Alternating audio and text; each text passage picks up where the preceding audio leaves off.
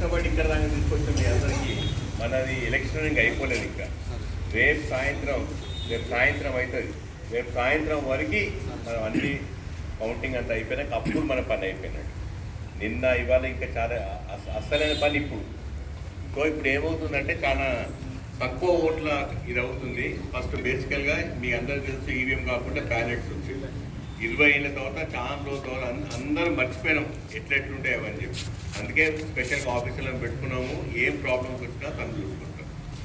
మీ అందరికి తెలియాల్సిందే, అందరికీ అన్ని ఎక్స్పీరియన్స్ ఉంటాయి. కానీ అన్ని బ్యాలెట్ సపోజ్ మనకు మైలార్జీ జిల్లా 37,377 ఓట్లు పడ్డాయి. రాజేంద్రనగర్లో 23,337, అత్తాపూర్లో 27,613. అంటే రాజేంద్రనగర్లో అత్తాపూర్లో రెండు రౌండ్లలో అయిపోతాయి. ఎట్లా అయిపోతాయి అంటే మొత్తం 14 టేబుల్ ఉంటాయి. 14 టేబుల్, ఒక్కొక్క టేబుల్ 1000 ఓట్లు లెక్క పెడతారు. ఓట్లు మొత్తం ఒక డ్రమ్లు వేసేసి 25 గంటలు కడతారు.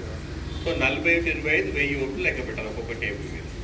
ఆ టేబుల్ మీద మన నేషనల్ పార్టీస్ అయినా కానీ స్టేట్ పార్టీ అయినా ఫస్ట్ మనకు ఇంపార్టెన్స్ ఇవ్వాలి. అర్థం చేసుకో, టేబుల్ మీద మనకు బీజేపీ వాళ్ళకు కాంగ్రెస్ వాళ్ళకి ఇంపార్టెన్స్ ఇస్తారు. ఇండిపెండెంట్ ఉంటే వాళ్ళ తర్వాతనే వాళ్ళకి. సో నా రిక్వెస్ట్ ఏంటంటే 8 గంటలకు కౌంటింగ్ స్టార్ట్ అవుతుంది కాబట్టి మీరు అందరూ 6-6:30కే పోవాలి. అందరూ ఏంటంటే టేబుల్ల దగ్గర ఫస్ట్ రోలో మనం ఉండాలి. అది గుర్తుపెట్టుకోండి.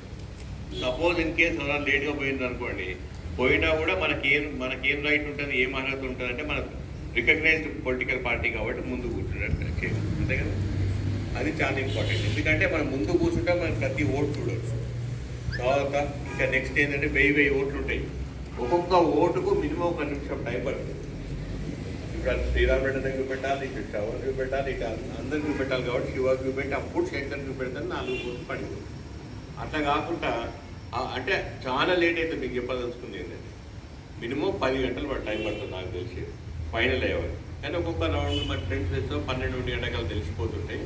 ప్రతి ఓటు ఇంపార్టెంట్ అవుతుంది. చాలా క్లిష్టమైన ఎలక్షన్ ఇది. ఏది నెగ్లెక్ట్ చేయకండి. మీకు అన్నిటికంటే ఈజీ ఏంటంటే డౌట్ ఉంటే థర్డ్ ఎంపైర్ క్రికెట్లో ఎట్లా అంటామో పక్కకు పెట్టేయండి అని చెప్పండి. తర్వాత సంగతి వాళ్ళు చూసుకుంటాం. అన్ని డీటెయిల్స్ తర్వాత చూద్దాం. మీరే సెటిల్ అయిపోతాయి. సెటిల్ కాకపోతే అడ్వకేట్ గారు వస్తారు, ఎవరైనా వస్తారు. ఇప్పుడు ఏవైతే ఇన్వాలిడ్ ఏవైతే వ్యాలిడ్ క్లియర్ తెలిసిపోయింది. మీకు 4 చూస్తే మీకే తెలిసిపోతుంటాయి. డౌట్ వచ్చినా పక్కకు పెట్టండి. ఇన్నిసార్లు చెప్తున్నా. తర్వాత ఒక 2 ఓట్లతో ఓడిపోయి మనం చూసిన 5 ఓట్లతో ఓడిపోయినాయి ఉన్నాయి. సో ఎలక్షన్కి ఎప్పుడు టఫే ఉంటుంది.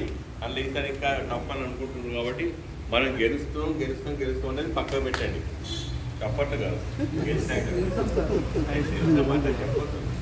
మనం గెలుస్తాం పక్కకు పెట్టి మనం గెలవాల్సిందే మధ్యాహ్నం తర్వాతనే కదా. అందరికీ కాన్ఫిడెన్స్ అందరం గెలుస్తున్నాం. గెలిచినా కూడా ఎంత ఓటు మెజార్టీ ఎక్కువ ఉంటే అంత సంతోషం కదా. పోనీ డేవిడ్ చెప్పినట్టు. సో ప్రతి ఓటు తెచ్చుకుంటే సెట్ అయ్యింది. ఇక డౌట్ ఏంటంటే ఫోన్లు నాట్ అలౌడ్.